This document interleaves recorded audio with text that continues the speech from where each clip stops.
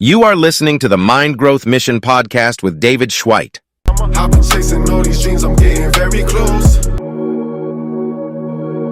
Your work shouldn't feel like work if you really love it. If you set and you know your worth, then think if it's worth it. But I do count my blessings first, so you know I'm grateful every night.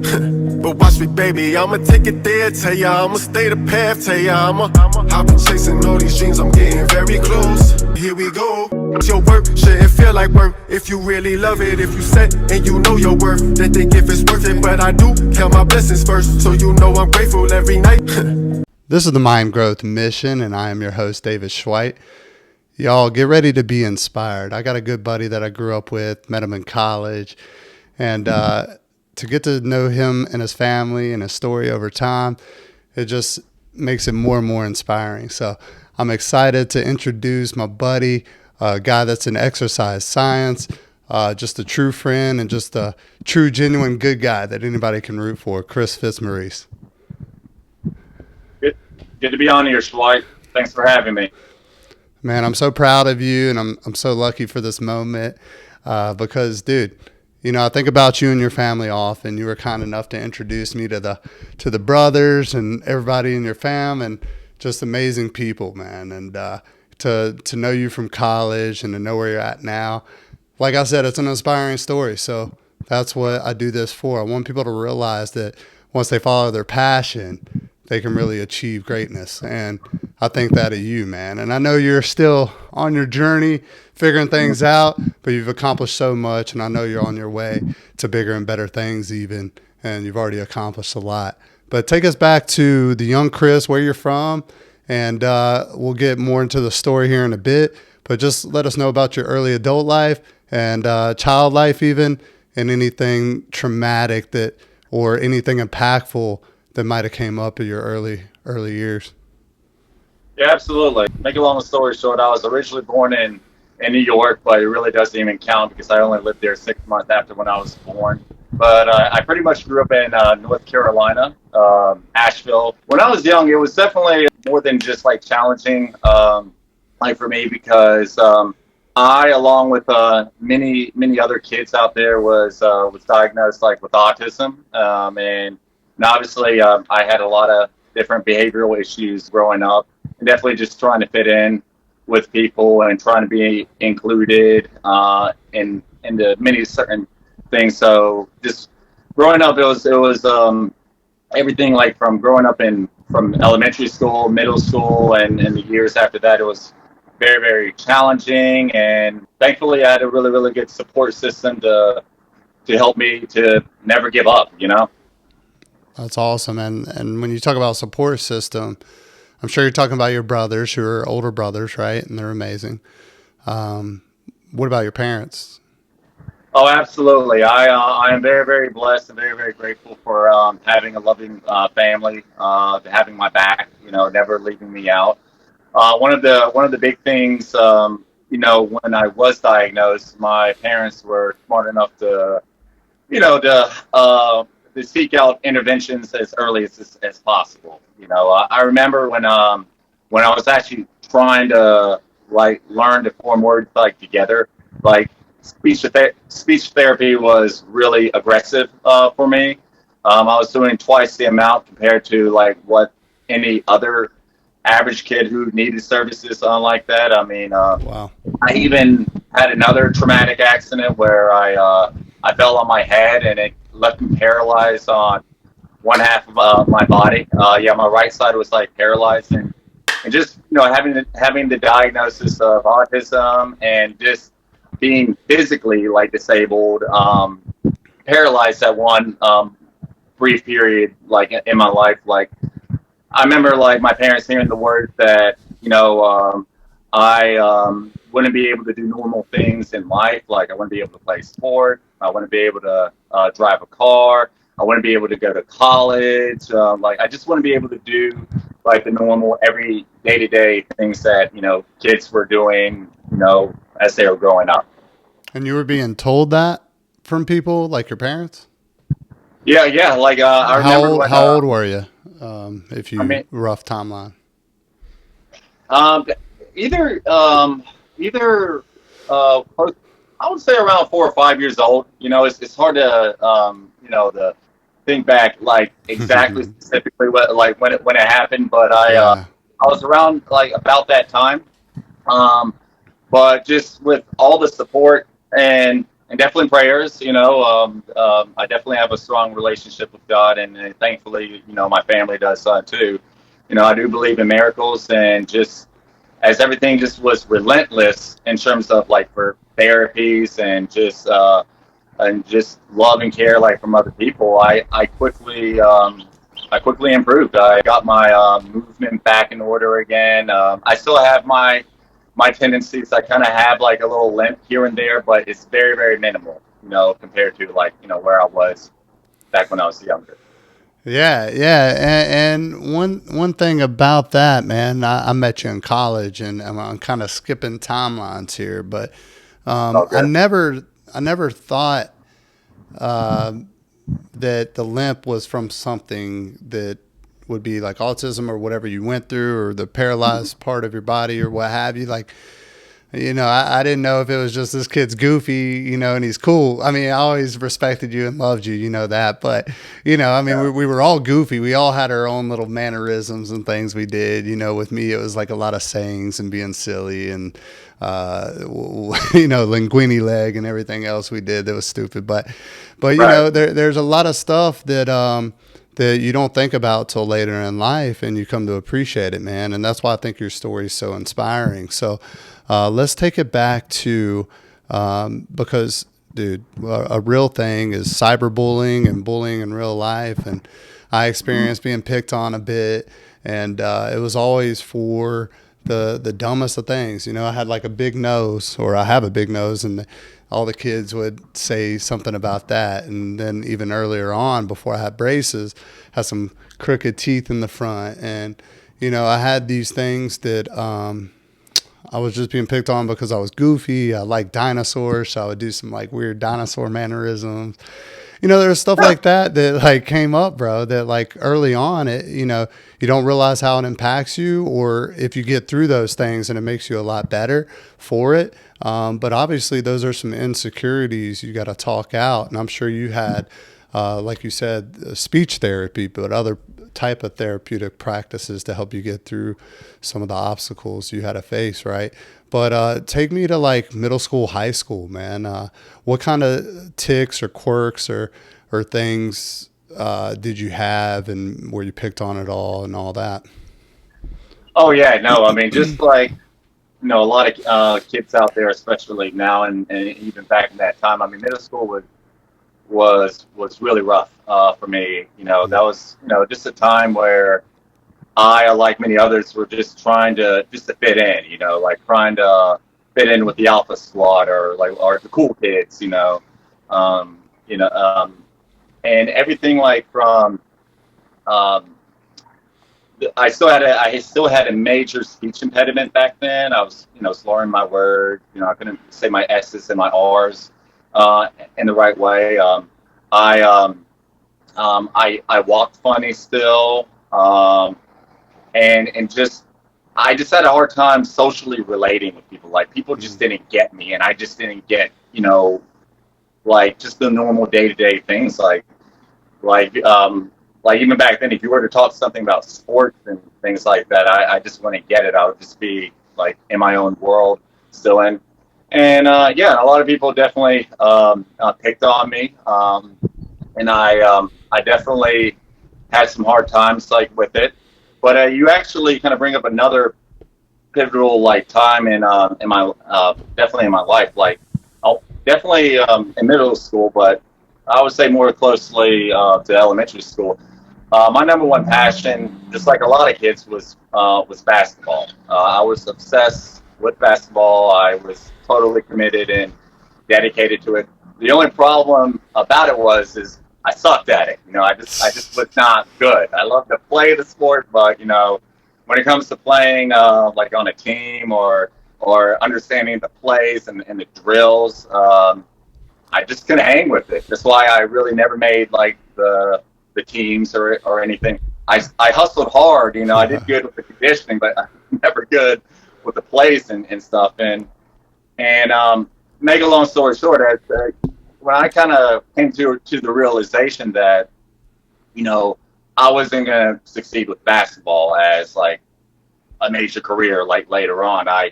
All that passion that I had like for basketball, I had to transition like that passion, and that's, of course, you already probably know what I'm about to say. I transitioned that passion into exercise. Yeah. So I remember seeing you in college and meeting you in college, and you're tall. How tall are you? 6'2". 6'2". And I remember the first time I saw you with your shirt off, I was like, holy cow, this dude's got 8-pack abs. You know, most of us don't know too many people with 8-pack abs. My man was crushing it in the gym, but we did. I think we probably met in the gym or something gym related. I'm pretty sure, right? Or I don't know. We can go back there here, but that's what I'm thinking of when I think of you, because I always used to see you in there. But then, you know, at the what was it? The frat parties for Halloween. Oh, You would always make sure you had the costume with the shirt off, which I don't blame you, and rightfully so, bro. Physical specimen. But that goes to show, like, you know, things are possible, man. And one thing I want to get to with the exercise, that's how I met a lot of good friends of mine, actually, and you being one of those close friends. But I want to take it before that time. You mentioned basketball, and you know that's a passion of mine. And I usually click with people that are into basketball too.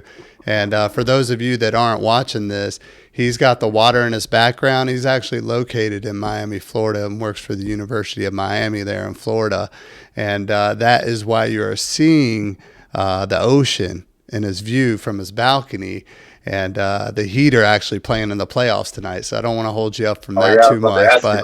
But we'll make sure you get that by the second half.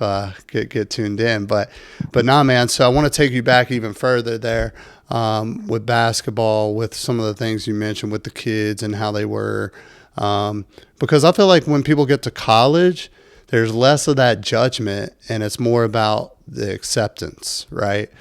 And middle school and high school, too many people just are quick to judge, and they want to fit in with their cliques or their groups. And then when you get to college, you're back on a level playing field. Everybody's at square one and, you know, zero level. So, you know, how did that change your life, and what was that transition like? Oh no, you bring up you know, a golden point in my life. When I went to college, because again I grew up in Asheville, North Carolina. Yeah, there was probably a couple of people that you know, went to UNC Charlotte where we went at, you know, that still like knew me, but pretty much like there was barely anybody that knew me. And I told myself, like, when I go down there, I'm gonna live my life normally. I'm not gonna tell anybody about, you know, my autism and everything. I want to live the life that I've always wanted to live. And what's funny, you know, you talk about how we met in the gym, you know, and again, exercise being like my passion, specifically like the weightlifting and stuff. Just like you, I met all my friends in the gym, and that's actually, I want to attribute that to, like, that's how I became like popular, like for the first time. That's how I really clicked with a lot of people. It's just one of those things, like, I'll see somebody in the gym, we'll just be familiar with each other's faces, and we've never said anything, but then we run into we see each other at one of these like frat parties, or you know, at one of the clubs like downtown, and we see each other. It's like, yeah, I know you from the gym, and bam, we instantly like connect and everything. And I finally was like living like just the life that I've always like wanted to live. But what was funny during that time, I actually was like pretending in my head like I don't have autism. Like I actually was kind of living with regret in terms of like having that. But you know, of course, times changed in the future. But like when I was going through undergrad, living the life that I've always wanted to live, you know, I just pretend in my mind I don't have anything. I don't have a disability. I don't have anything. I'm just doing me, you know. Yeah, were you doing that from like a healthy standpoint or an unhealthy standpoint? Because when we talk about mindset and mentality and how that can drive your behaviors and the things that you end up doing in life and your day to day. Do you think that was helpful?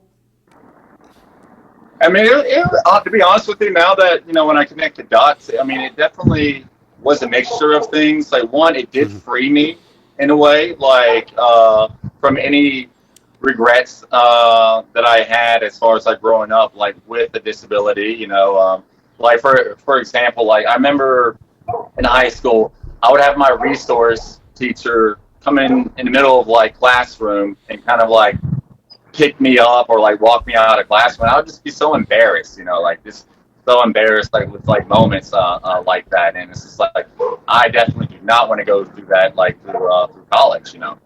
But at the same time, on the other half of your question, there was the unhealthy aspect of it too, because in a way I was kind of like hiding who I really was as a person. And as time kind of went on, I've my father and other key people in my life were just like telling me, over the years, of course, like, hey Chris, like just what you went through, the burdens that you went through and what you like overcame, like while living like with autism, and you need to tell your story. You gotta share with others, because there are people that are not as lucky as you. And it wasn't really until like like until I got accepted in grad school or close around that time, when I finally decided to be honest, with myself. It's like what they say: the truth will set you free. And when finally people in Charlotte, at UNC Charlotte, um, heard about it.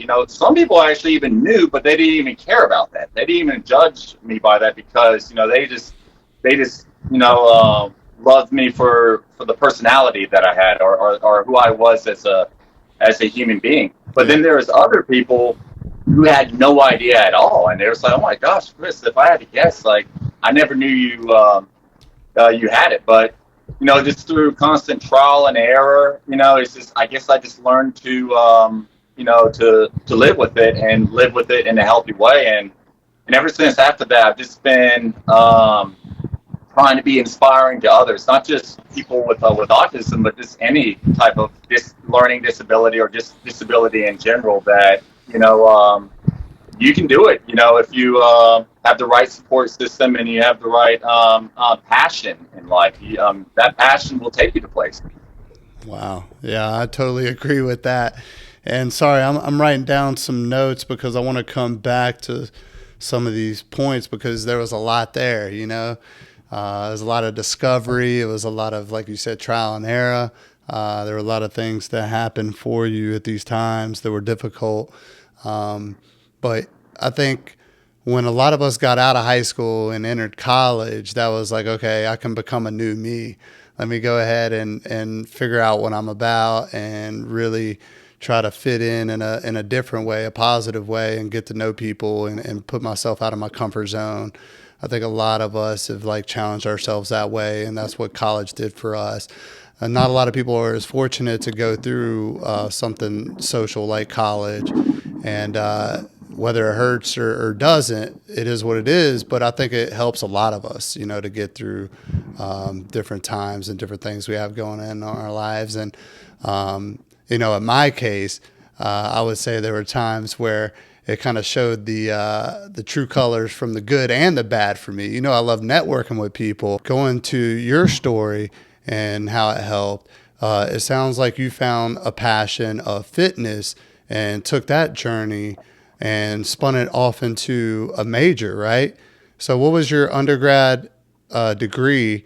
And you subtly mentioned grad school. So get a little bit more into those things, because I think that's important as well, man. What you did in school, and then we'll talk about how that got you there here in a bit. Well, before I even say like what was what in school, I mean, it all started with, definitely with the passion, but just the skill first. Once when I became passionate about weightlifting, working out in the gym,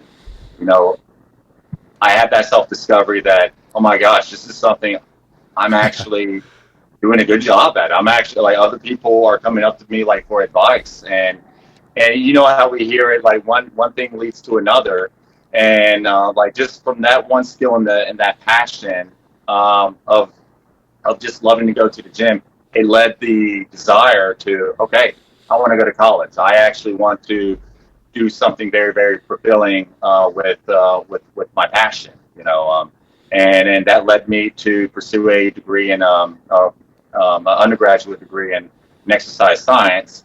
Was that the And first one you chose?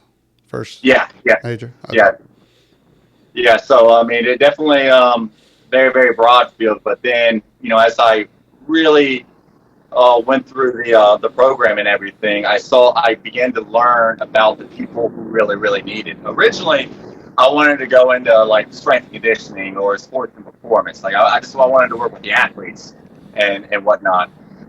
But then I saw like a much bigger calling for it, like for the people who really, really need it, like people with all the different chronic diseases, whether it's heart disease, diabetes, like cancer, kidney disease, and the list goes on and on.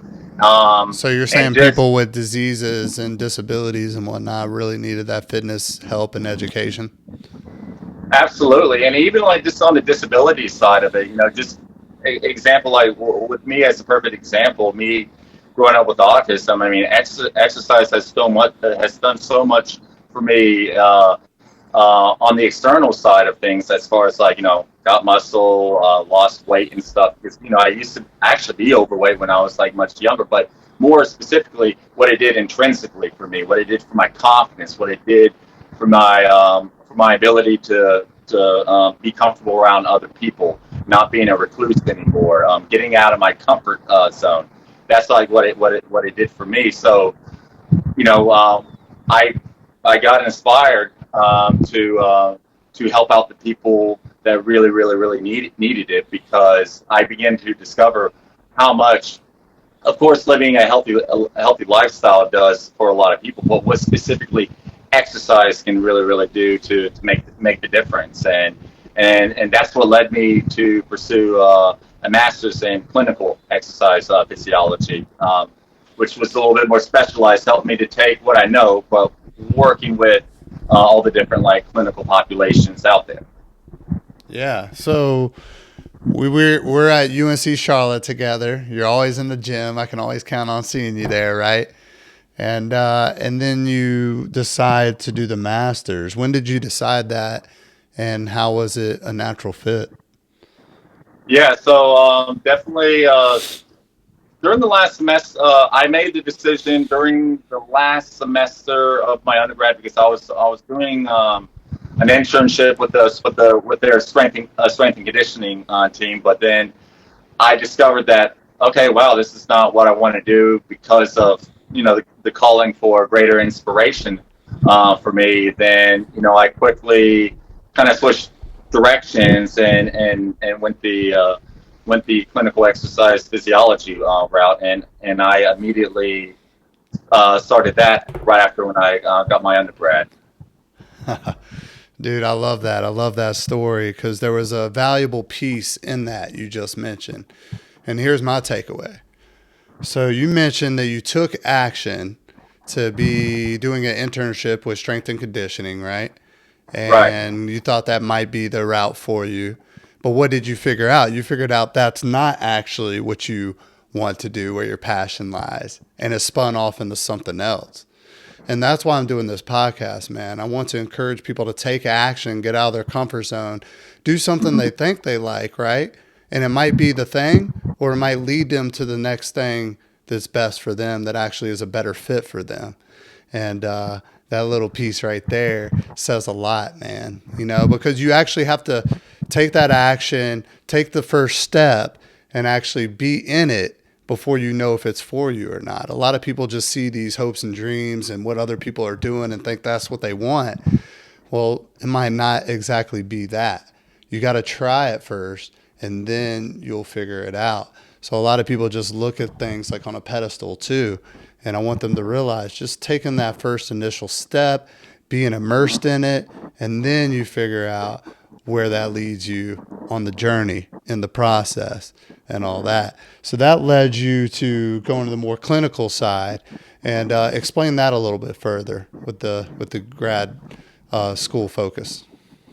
Yeah, so I mean, well, one, it was definitely way out of my comfort zone. Like when I was, doing the program, learning things on a higher level. Just a lot of sleepless nights. And the other thing I forgot to mention too, obviously I still had to make an income. Like while going through school, I was very lucky to have my father help me out through like undergrad in terms of tuition and everything, but grad school I was all on my own like for that, and I know that's the same for a lot of other people. So Yeah. I couldn't work a regular like daytime job. So I was working security like in a nightclub, like at the same time I was going to grad school. So I was an owl, man. Like I like daytime was nighttime for me, and like nighttime was like daytime like for me, and it just I mean a lot of sleepless nights, a lot of big turning points in terms of like, man, is this what I really want to do? Like, is it even like worth it? But this, thinking about what I went through in the past, my passion, my reasoning for doing it in the first place, and just that impact that I really want to make. Just I'm thinking big picture stuff here. That's just like what kept me going, and again, I had a really good support system along the way. They not just family, but great friends too. They just kept me going and fight it all the way through. Yeah, what I heard there too, man, another thing that really stood out for me as you were speaking just now, you mentioned passion, you mentioned impact, and how you were second guessing yourself through the process because it was tough. But you went back to your passion, you went back to the impact it would make, and knowing that's the driving force to get you through these tough times, right? Yeah, 100%. 100%. It's like sometimes you have to dial it back a notch to really push like forwards because we're all going to hit that big pothole along the way in the journey, like you said, and we're going to start to question like well, at that present moment, like is this even worth it again? And that's where you have to really go back to the source. You got to go back to the root of it all. How did I get myself in this spot in the first place? And that's what's gonna reassure you to keep on going. How many Because the worst thing you want to do is just live with regret. Yeah, yeah, and regret you can look at as one of two ways, right? You regret it because you did it, or you regret it because you didn't do it. So I'd rather regret it by doing it, me personally. And I feel like you did that, man. You suck it out, or you sucked it up, and actually went after the things that were important for you, and it led you on this journey. So you got Miami in the background. Grad school was like 2009, 10, probably 4 years, something like that. I don't know how many years you did, but Right. what led you to Miami, and how long have you been there now? Well, after when I got through grad school, I was back in 2000 and at the end of 2012 when I got done. I got my first full-time job being a group fitness director um, at a YMCA in Virginia. It was definitely a big turning point in my life. But before I even proceed with that, one of the other big key things of what exercise has done for me, like as in terms of connecting the dots, like I used to just always do one-on-ones like with people, never doing things like in a group-like environment as far as like group fitness classes and stuff. It was like around grad school where I took my exercise passion to the next level to getting in front of an audience, like doing like boot camp classes. And for anybody, like when it comes to public speaking, that's a very hard thing to do. It's like it's one of the biggest things that people would rather not do compared to a lot of other crappy things that they wouldn't want to do is get up and like talk in front of people. But like that passion, and again, I'm gonna connect it like to my first full time job and everything. Um, me taking myself out of my comfort zone to doing things like group fitness related. I'm always getting in front of people every single day now, and just by putting myself out of my comfort zone so many times, it finally just became a comfort zone. It's like talking in front of like Yeah. big audiences, in front of people is it's nothing to me because I learned to make it my passion. And it definitely that thing, that improvement right there is what helped me to get that job in Virginia because I was the fitness director of group exercise classes. But the fast forward upon that, I was there for a couple of years. I kind of missed being back into a university school environment. I just wasn't sure if that's what I wanted to do. So I was already feeling a little homesick already, but I took another job working at a children's hospital. And I want to say after about a year or so, this is about 2014, 2015-ish, that's when I discovered I didn't want to do that. And I want to say like during around that time, um, it was one of the first times I felt like I was kind of running into a pothole in the road again in terms of like things just felt kind of grim like for me because And you I was just kind of felt second kind of guessing. stuck. So you felt kind of stuck and didn't know where it was leading you, kind of thing. Exactly. Like just for some reason, I felt like I wasn't doing. I mean, I got like sidetracked with a lot of everyday life things too. So at that time, I felt like I just wasn't doing like good in my life for the first time, and maybe I probably was overanalyzing it at that time. But um, at that time, I decided, you know what? I just got to get back home. I got to get back to North Carolina. Things will just work out for me there. So I took whatever opportunity I could get to get back home, and and I took that opportunity. But I basically left a full time job with benefits to go into a part time job, and it's like if I were to like told somebody that it's like Chris, are you nuts? Why would you ever like do that? What is wrong like with you? And I was in Charlotte for about like for a good like 3 months or so, and yeah, I definitely was depressed. But you know what? Even despite that I was in a pretty crappy scenario, I looked at it as like, you know what? This is an opportunity. As crazy as it sounds, like this gives me the chance to really start anew in my life. Like go in the direction that I've always like wanted to go to, and just really take myself out of my comfort zone. Like I literally thought Charlotte was going to be great for me in terms of like I knew a lot of people in terms of like getting a job and stuff, but it just didn't work out that way.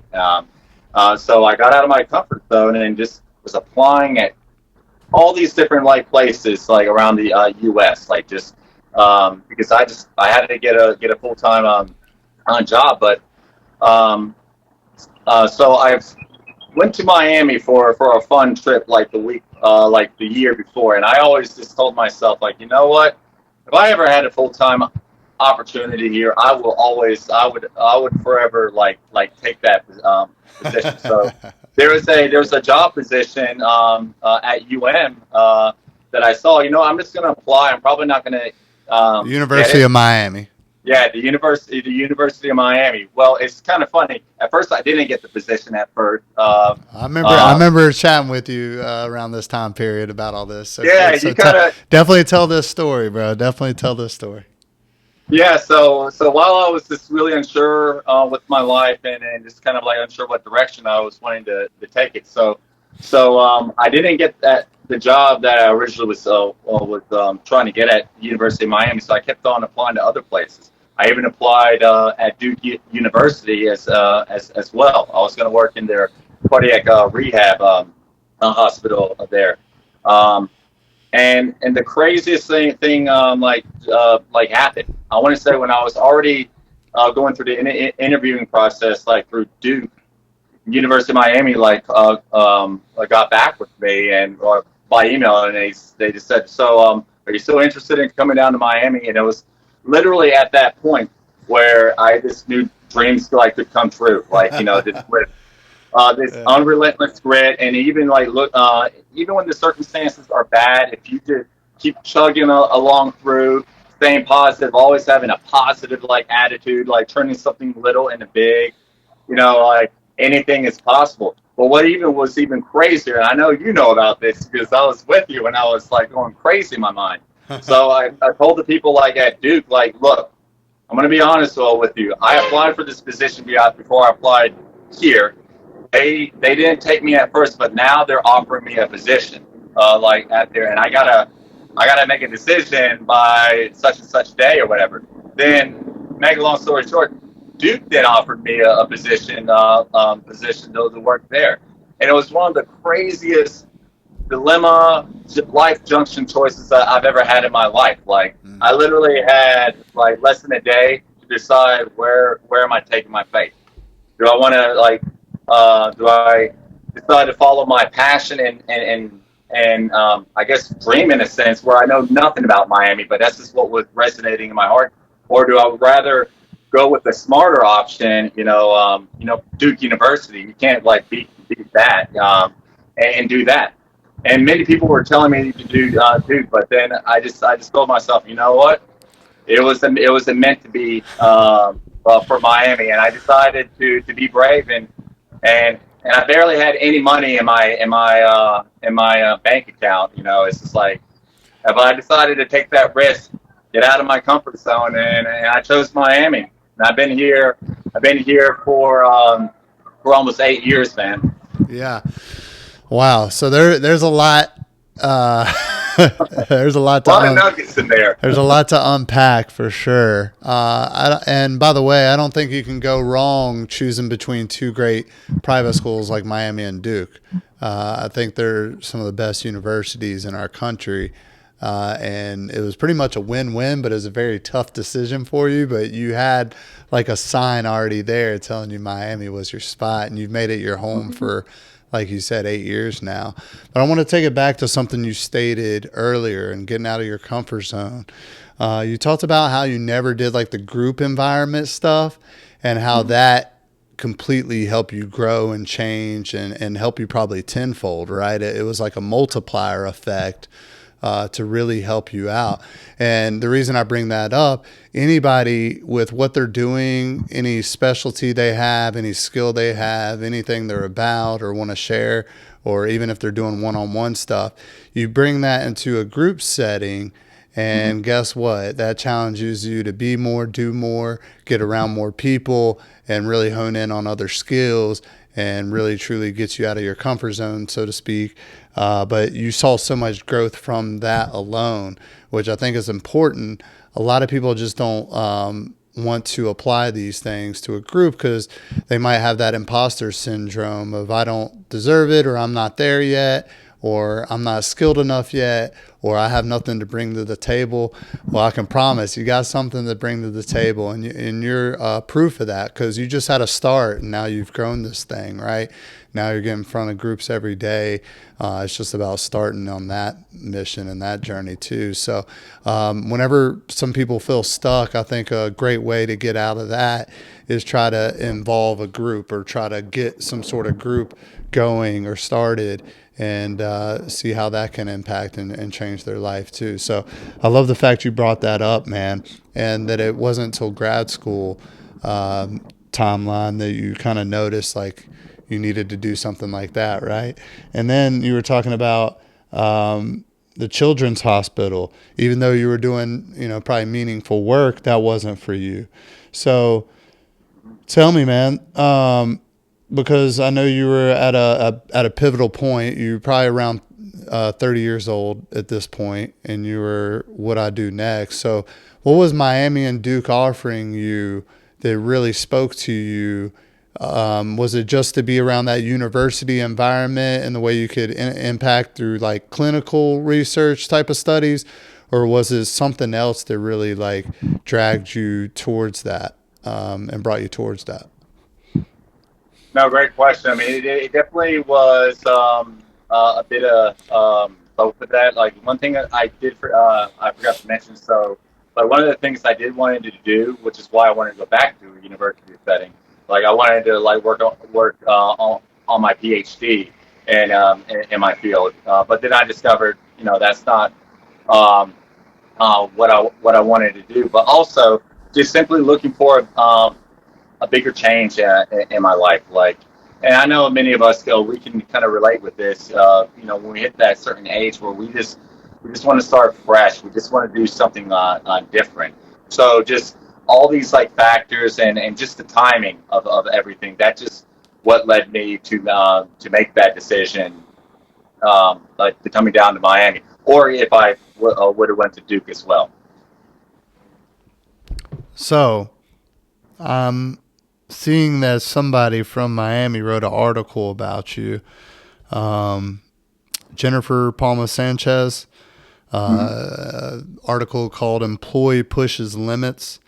It was about the cancer center they have there, I believe, right? And they have you listed as an exercise physiologist and graduate student at the time in the Miller School of Medicine's Division of Prevention Science and Community Health. And what brought you to that, and what led you to some of the things that were involved at the University of Miami? Because I know you were doing the group exercise, you really love training and helping people, but get more into the role and then more of these spin-off things that you were doing to get out of your comfort zone. Yeah, I got one word for that: impact. Yeah. That's what led me to all those like things. So like as you mentioned, you know, I'm actually doing my second master's. I just got a little less than a year left. One of the amazing benefits I get is, as working for the university. It's like if you were to go back to school, they kind of help out like with that. So I'm like, hey, this is an opportunity. Not only is it an opportunity, just to get another graduate level a degree, but it allows to take my skills to a deeper and more scalable direction. Which is why I'm doing prevention science and community health, to take what I do, but learn to make it scalable and a much and do a much broader impact for the community. Like trying to learn to make bigger changes. Yeah, no, that's amazing. Because I see like a big piece of this article is the fundraising you were able to do and accomplish, and also tips that you share with that. Not many people get to be involved with something where it's like fundraising involved, which I think is good because it's going to a good cause, right? And it's something you believe in. So like you said, impact and your passion, that made it easier to do. But I'm sure that was another stage of getting out of your comfort zone, right? And going into that, so describe this article out loud, because I could read it, and it's pretty, she does a good job of narrowing everything down, but I want to hear it from your words about that experience and like what kind of things you were doing in like 2021, when this was written, 2022, when this was written, what all was going here to push your limits and physically and mentally, and the Dolphins Challenge, cancer, the DCC 100-mile ride and all that. Because I know you do different competitions and different things to challenge yourself physically. So kind of go more into the stories of accomplishments there, man, because I think you deserve a lot of credit for a lot of these things, and I just want to hear it from your words. Well, no, I appreciate it, but again, all of it just goes, like I said, with just the impact I'm trying to make, but just also I love people. I want to help people. I want to help I want to help society, and working in my job role, like with cancer patients. I mean, I can't believe I've been there for 5 years already. 5 years But working with cancer patients exclusively, pretty much. yeah, Yeah, so basically, I design exercise programs for cancer patients. When they're going through their treatment or before All they have types like of surgery. cancer? All different types. And all different people within the continuum of the treatments, and just in even different age ranges.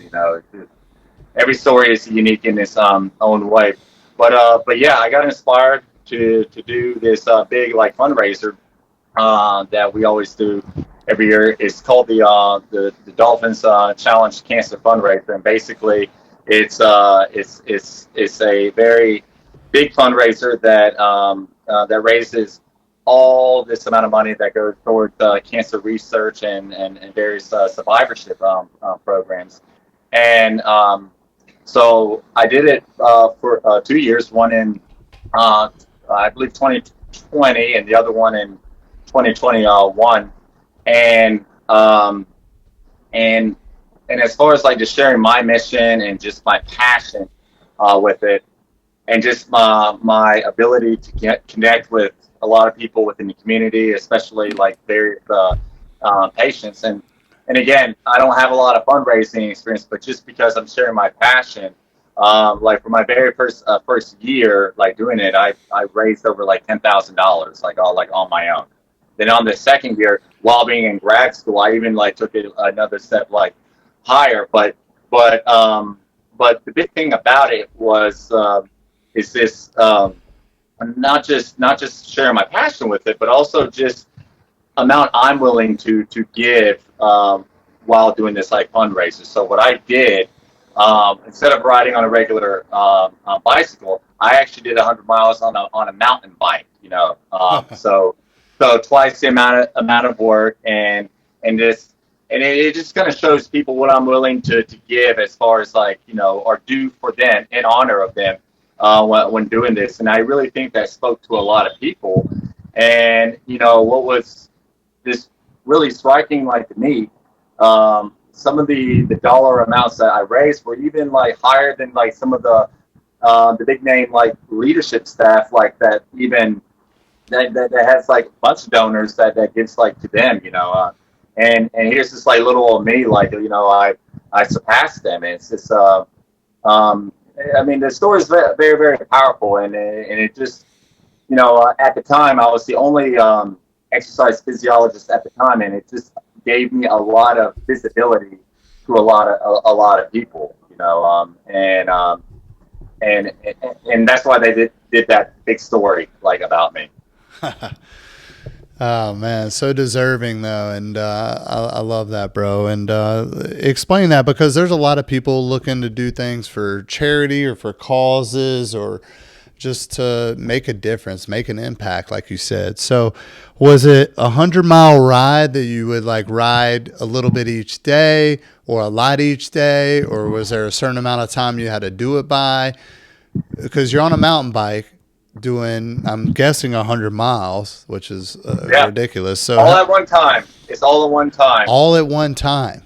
Yeah, all at one time. I mean, Elaborate, elaborate, bro. I can't but, imagine. Yeah.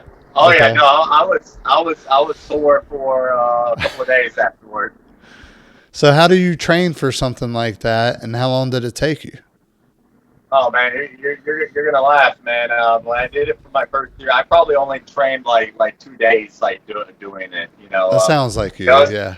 It's just no. I mean, no. I'm not even like trying to brag there, but No. just because I guess just my overall commitment of pushing myself mentally and physically, like with the exercise, like just doing a endeavor like that, it's just like when it came to actual grind time with it, it actually wasn't as bad as I thought, because like on the second training day that I actually even like trained for it, I actually did 114 miles just on my own, so like when I just did the actual like event itself, like, and plus there was like actual break stations here and there, so it was actually easier than I expected. But I was still sore.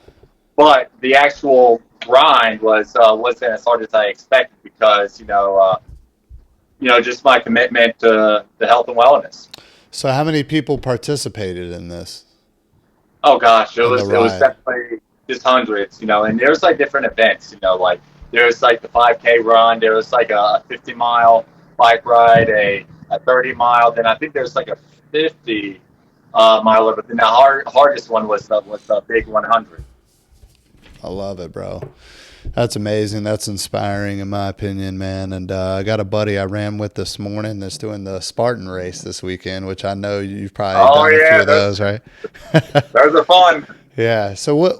I mean, you know, you've done so much, man. And as I'm chatting with you and catching up and getting to learn more about you personally, because I know we know each other, but we don't talk too much about like the tough times together or the experiences we're going through as much. We just enjoy each other's company and experiences together, right? When we're together usually. So this is a way for me to find out more about you and just share your story, because I know how inspiring it is. But dude, now that I'm actually hearing it out loud from you, it's just moving me so much. And I'm so thankful to have you in my life, and these people that you're helping, and whether it's somebody with autism or one of the cancer patients or the people you're helping with their fitness journey.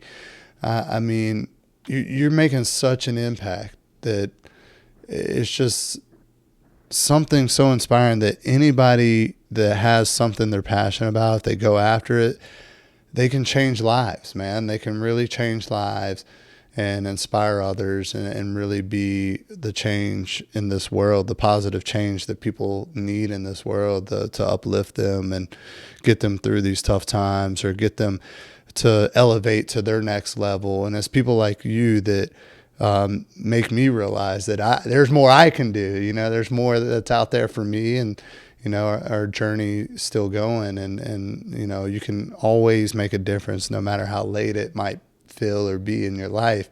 You can always make a difference as well. And that's what a lot of people that I'm having on this podcast are sharing, some of their stories and ways they're making an impact. So thank you for sharing that, man. I love it, dude. And I'm just so thankful and blessed to have someone like you in my life. And I'm sure the other people feel the same that you've touched. But I also want to say that there's been other accomplishments you've had, I know for a fact, with the fitness journey, the fitness world, because it's one of those things where I think you're the type that not only talks the talk, but you walk the walk, right? And you've made a point of that since back in the day in college, I believe, maybe even before that. You've made sure to make it a point that you're going to stretch yourself.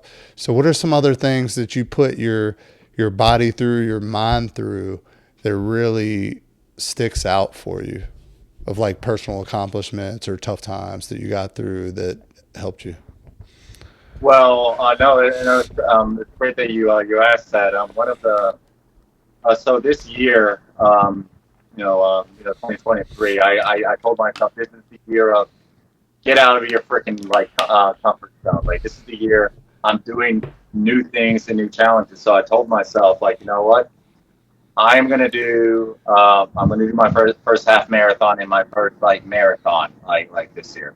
And so so right when the new year came, I started running more, started getting up early in the morning. But and I signed up with a couple of friends. I think it was on Martin Luther King weekend down at the Key West half marathon. But what was funny, in a similar scenario of that 100-mile bike ride, um, there was one Friday evening. I told myself, because it was a week before the actual half marathon and stuff. You know what? I just want to get one good long run in. And I'm just thinking to myself, you know what? I'm just going to do 6 miles and that's it. But it was just one of those things, when you're outside, you're by the water and there's a full moon. I don't know what energy just came out of you or whatever. I don't know. But when I hit 6 or 7 miles, you know what? I'm going to do another mile, see how I feel. Then I'm going to turn it around or whatever. So I did that. Then I still had this energy in me, okay, I'm gonna go a little bit longer. Let's maybe just do a half mile longer. But anyways, make a long story short, when I got to mile 10 or whatever, you know what? I'm gonna run this whole damn thing. I'm just gonna prove it to myself that I can like do it like right now, and that's basically like what I did. Like I just it was one of those things like instead of looking at the mountain as a whole, I looked at it as like rock by rock or whatever. I just kind of focused on like pieces that make up like the overall like mountain. And I know it's kind of cliche, but it's really true. I really feel like a lot of us, one of the reasons why we don't actually implement the action that we're going to do, because we look at the whole problem in one big picture. It's good to look at things like, of course, in one big picture, but there are some things you got to really get down to the nitty gritty. You got to break down the pieces of it and just focus on those pieces. So eventually you're doing the overall problem. And so I ended up doing that. And again, when I did the half marathon down in Key West, it was a little bit more on the cakewalk side because I'm like, okay, I've done this before. I know what it actually takes to do this. Then fast forward, I want to say maybe 1 month later, I ended up, you know what, doing a marathon just by myself, like in the field. Like it wasn't even like a regular like marathon, like at an actual event. It was one of those things like, you know what, I'm just gonna go out to the Everglades. I'm just gonna run a good like like marathon distance and just like call it a day. But it was one of those things like, you know what, I got that energy in me. Let's do 1 more mile. Let's turn 13 miles into 14. From 14 to 15, then 16. So by the time I was on mile like 18, and I was dead by then. I was dead. But the fact that I already like hit that much, I told myself, you know what? You know, there's a lot of self-talk going into this. I said, you know what? This is the closest I'm ever going to be to running a damn marathon. You know, this is now or never. Just do the damn thing and do whatever it takes. And that's what I did. I still took it piece by piece. I didn't get over competitive with myself because I was dead. Like I was like brisk walking, but yeah, like by the time the sun was like setting, like in the field, I ended up like doing a marathon on my own, and also like I had a bunch of like water like on my back, so I had like extra weight on me because since it was out in the middle of the field, like out in the wilderness, like no water stations, you know, I had extra like weight on me, and it was just one of those things like, you know, if you you make peace with yourself, but at the same time you don't give up, you will be so surprised how far you can really push your body, and I gotta tell you that like doing that just gave me a lot of confidence and a lot of other things that I end up like doing in my life. You know, it's like when I run in the morning, I'm gonna run really long, so that all the other hard things I have in the daytime is cakewalk because I got the hard thing done like for that given day, and I mean it works. Man, I love that. I love that story. And oh man, if we were to just simplify it there and just break it down and what it does doing the hard stuff, what it does for you mentally, and how you can get motivated from it just by accomplishing different tough feats, right? And really pushing your limits, just like this article is titled here that I read. Pushing your limits really shows you that you're capable of so much and a lot more than what you probably thought, right? And fitness is your world, but you know, it probably wasn't something you thought about 10 years ago. Hey, I'm going to run a marathon. I'm going to bike 100 miles. Like, it was probably stuff you weren't thinking about 10 plus years ago, right? These are things that had to come up incrementally. You start pushing your limits here, pushing your limits there, and then you're like, okay, I can actually challenge myself even more and see even more of what I'm capable of. And then once you hit those goals, man, it's life changing. And now you're even more into your mission and your purpose in life, I'm sure, just because you're seeking that for yourself. You want to bring that energy out into the world, right? And that's what it does for you, man. But that's awesome. And I love how you broke it down, like the incremental pieces, like piece by piece. And that's what really helped you. Instead of looking at it as a big thing, you wanted to scale it down. And let me just get through this point, and then this point, and then this point. And that's what a lot of basketball coaches will do after a timeout. The next 4 minutes, let's go on. Let's try to cut this lead that they have, the opponent has.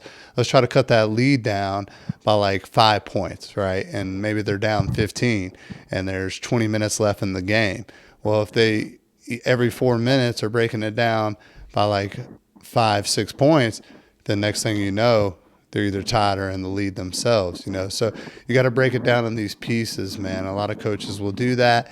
You can really simplify a lot of things in life that way. So I love the fact you brought that example up, bro. I knew there was something to asking you about these stories and some of the accomplishments you have, but I'm super impressed, man. And it's something I want to do. I've been running more. This week I even started swimming laps and stuff. But oh wow, I want to get more. You, bro. I want to get more involved into that for my own personal health and well-being, but also for my mental state and see what it does for me there, right? And I think it did all that for you. So even more of a reason why I should do it. And I want to go to what we had here about your fundraising again, too. There were goals and tips you shared. And I just want to say these out loud for anybody that's looking to help. Maybe they're not the ones to do the fitness stuff to help, but maybe they want to help in other ways. And you brought up some good points here. The first bullet point, every single dollar counts to help you reach your goal. No donation is too small. So, whether it's $1 or $10, that'll add up if you touch enough people, right? If you talk to enough people, if you get around enough people, it adds up. And then your next bullet point was don't be afraid of no. It's going to happen. So you got to tell yourself, like you did with your run, that, hey, I can get through this. Let me get to this point first. So don't tell yourself no. Tell yourself, hey, let me get here first and then decide and evaluate, right? And that's awesome. And then say thank you to anyone who considers donating to or learning about your cause. So not only the donating to part of you thinking, but people that are taking the time to actually learn about it. I mean, these are great concepts, man. And I mean, you got to be thankful for these little moments, or somebody that takes the time out of their day to do stuff with you or for you, or just take a second to learn or be with you, or whatever it may be, right? So many points in our day where we can thank somebody for something, and goes to show here with the fundraising tip here that you can apply that to life as well. And use the technology features such as text and email on the DCC fundraising page to build relationships. Texting is an easy and effective way to reach more people. And now with social media, people can get in front of people a lot more easier, right? A lot easier. And people need to utilize these resources. And now we have tools like AI and stuff that's coming up where you can get even more creative with it, right? But people start Facebook groups, Facebook pages, ways to touch and impact others. If you got a ton of people on your phone, I mean, obviously you can text and reach out and just tell them you care for them, and that's why you wanted to talk to them. It's not just you want something from them. Hey, I'm here for you if you need anything as well, right? You want to build that relationship in a positive way. And then for the other fundraising or charity tip, whatever way you want to look at it, start with the people you know best and practice your fundraising skills. So I'm going to take that a step further even. So, when you have people around you that that might be a resource or might be doing that thing you want to accomplish or want to do, or they might be doing that job that you're curious about, well, take a minute. If you really truly care about it and you're passionate about it, take a minute to schedule something with them, right? Hey, let's grab a coffee. Let's grab a tea. Let's talk about it. When do you have time to discuss some of these things with me? Because I really want to learn about it or whatever. So, make sure that you're using your resources to your advantage, and the people you know best can probably introduce you to somebody. Once you've taken the time to talk to those people and really let them know what you're passionate about and what you care about, they'll probably lead you to the next person that will be useful for what you're doing. For example, ever since I started this podcast, people are referring me to other people they know that have been influences in their life that are super impactful people. So it's that trickling effect. You got to put yourself out there first to receive that stuff that you're looking for, right? It's not just going to come out of thin air. You have to be intentional about it. So I think you could agree with me there. Absolutely. Yeah, but also, man, Nailed it. but for you, dude, tell me the influence. I want to get to family real quick. Tell me the influence your brothers have and have had on you, and why that's so important to you. I mean, obviously, just like with any family member, you know, they're never going to leave. They never left me hanging. They were always there for me, like when I needed them the most. I mean, definitely when going through school in my younger days, you know, you know, my brothers were there for me in terms of like, you know, people were bullying me. You know, I remember my older brother Ron in particular, there was one time like a bunch of kids were laughing at me at a school dance or whatever. He and his friends came up to them, you know, had my back, and you know, and they all got scared because you know my older brother was a couple of grade levels above him, and he came with his squad, and there's like little moments like that, you know, like just like they really helped me go through the really weak and vulnerable times in my life, like growing up, because there were just some really hard times that I was definitely like going through. So and again, not just like my brothers, but just my sister too. I mean, just everybody in my family. You know, they treat me as if I was like normal. Like there's nothing like wrong with me. They don't hold any judgment, and you know they want to make sure I'm happy. And the reason I brought up your brothers is because those are the ones that I know directly, of course. But Right. of course, it probably trickles throughout the family. I'm sure it just makes I want to make sense. sure my sister doesn't think I'm leaving her hanging. Yeah, shout That's out why to I had to sis. say her. For sure, for sure. But it's because I know your brothers well, and I know how they care for others, and I know how accepting they were of me and barely knew me. But it was because they love and respect the heck out of you as their brother, and just somebody they truly love, that they're like, yo, this guy is our guy now too. Like I feel that love that exudes from them, and we're definitely lucky to have these people in our lives like your brothers, for example, to really help us, you know, to really help us understand that like just loving and caring and accepting others and just being cool with everybody, it really comes back around, you know, it really comes back around to what goes around comes around, you know, that positive karma, the lucky situations you can create for yourself is because you're doing things the right way, and being positive in others' lives, and spreading that positivity around like they do, man. So they've left an impact on me.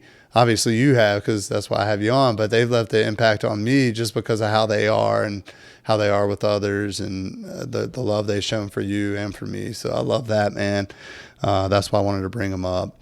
Very important to me that we share that and show them some love on this.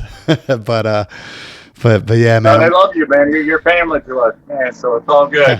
You're like one of our brothers. So. Yeah. So, you know, we could tell the audience about our trips to Vegas, or, you know, some of the Miami times. But When y'all come down here to Miami to see me, you know. We'll say that for another time. But I do remember when I came to Miami a few years ago to see you, or when I was out there just in general, and we made time to meet up with each other.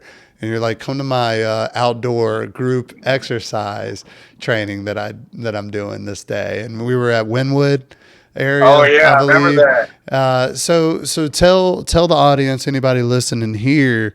Obviously, you live in Miami, so it's pretty easy to do and get outside. But why do you do things outside? How do you choose the places? And what is that doing for you?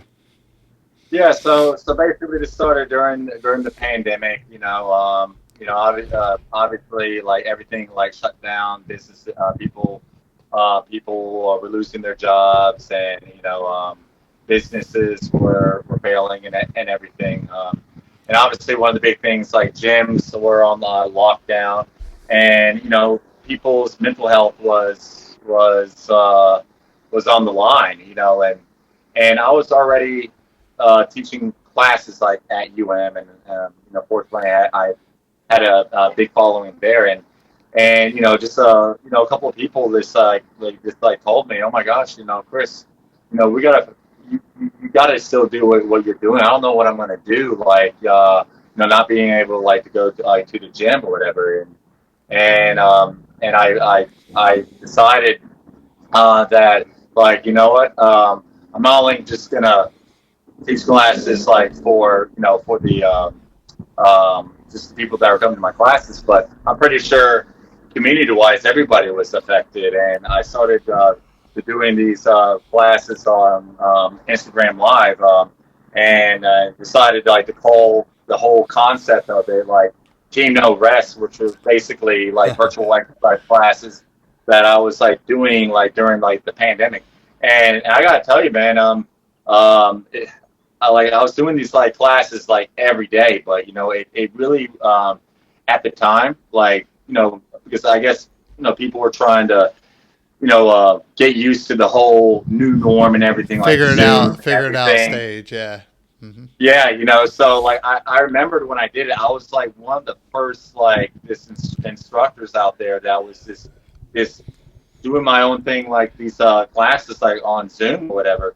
And very, very shortly, a lot of the other fitness instructors that I know down here in Miami, they started doing their thing, but at one point, I just would have over 60, 100 people just taking my classes on Zoom, and it just did so much good for a lot of different people, because people just even us, we were going through such a hard time during the pandemic, and Yep. and I just kind of kept doing those classes off and on, just as a way of keeping it fun, and for the people that still like to do those classes, I'll still go to the park or something like that, and teach these kettlebell classes or boot camp classes, because during the pandemic, other people discovered too, when it comes to working out, they prefer to do things outdoors instead of indoors, so I just kind of kept that going, and plus it's just fun, so I just enjoy doing it. Yeah, if I was in Miami, I'm pretty sure I'd be outdoors a ton as well. So you're making use of it. Very good, man. Very good for you. And Charlotte has a great climate too. So most of the year you can get outside here in Charlotte as well. So thankful for that. Would definitely love, because I know we were having boot camps out here in Charlotte that got really popular. I'm pretty sure Randy Moss was featured in some of them and whatnot, and they were doing them outdoors. But I'd love for something like that to come around again. So that's awesome. You set the trend, set the tone, and did that. But people tend to gravitate towards community, and whenever you can create a community for someone where they feel safe, where they feel the support, and just have fun doing it, it changes lives, man. So I feel like that's what you did through it all, man. So you keep doing what you're doing, man, because I'm so impressed by you, and I know there's a lot more on its way for you and what you're going to do for others. But tell me, man, because we're going to wrap this up here soon. What are some other? I'm getting ready to set behind me. Yeah, I can still see you just as well as early on, and a lot of people will probably just listen to this audibly, right? But yeah, we'll wrap this up here in a minute. But what are some other things that stick out, man? One more point I want to make about what she wrote in the article. She was like, most importantly, Fitzmaurice, that's Chris here, encourages everyone to start somewhere and to have fun, even if hurdles arise. So I think that is pretty much the summary of this story here. You just got to get started, right? But what are some other things that stand out for you that you'd want to share with the audience out there, with the world out there, that you think would be helpful? So I mean, I'm from Steve Jobs, in order for you to know where you're going, you got to connect the dots in the past, because where you are at presently, it may not make sense. You may be going through a bad time, but when you connect the dots in the past, it will definitely lead you to the bigger place or the bigger direction that you're trying to go in life. And And I think what you're relaying that to is like purpose and meaning. Like yes. your life story, your hurdles, Mm-hmm. you use that to fuel your passion towards your purpose. Absolutely, because the thing is, like, your passion for whatever it is, it's almost it's similarly like a seed. It starts off something like little, but that seed turns into a big red oak like tree, like those big trees they have like in California. Like, if you stay with it, if you allow it to flourish, and even like through the rough times, it's going to turn.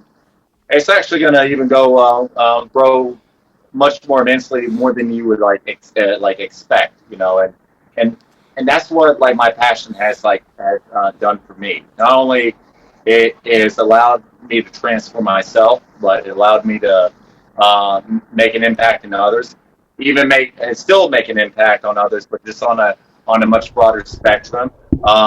Allowed me to rise in the ranks at work, allowed me to pursue other like degrees like in school, and and the journey is only starting with that. So just keep your passion just growing, and don't stop that. Like, if it yearns in your heart every day, like just keep grinding out like with it. It's going to turn into something beautiful. Yes, sir. Yes, sir. So, Chris, thank you so much, man. I'm so grateful for you and everything you shared today, and being vulnerable, and really sharing your story and how it can apply to what other people are doing in their life, and how they can help others, and how they can help themselves ultimately, right? That, despite the challenges you're faced with, there's always something you can look towards and do for yourself and do for others, right? And you're the true testament of what is possible out there, and a true inspiration. So let people know how they can get a hold of you, where they can find you, and maybe any causes you're a part of, or anything you want to shout out here. Yeah, absolutely. So I have my Instagram account, it's Coach Fitz, Coach underscore Fitz, or you can just type my name. It should pop up. And yeah, that's like the best way to get a hold of me. Anytime you're down in Miami, you know where to find me. Yes, sir. Yes, sir. So, Coach underscore Fitz, that's Instagram. Are you on other social media platforms? Oh yeah, and the A, I forget, it's an at symbol. Yeah, so I forgot about that. So the A is an at, like it's like website at whatever. So the A is the at symbol. All right. And is it just is it Chris Fitzmaurice if they want to look you up? Fitzmaurice.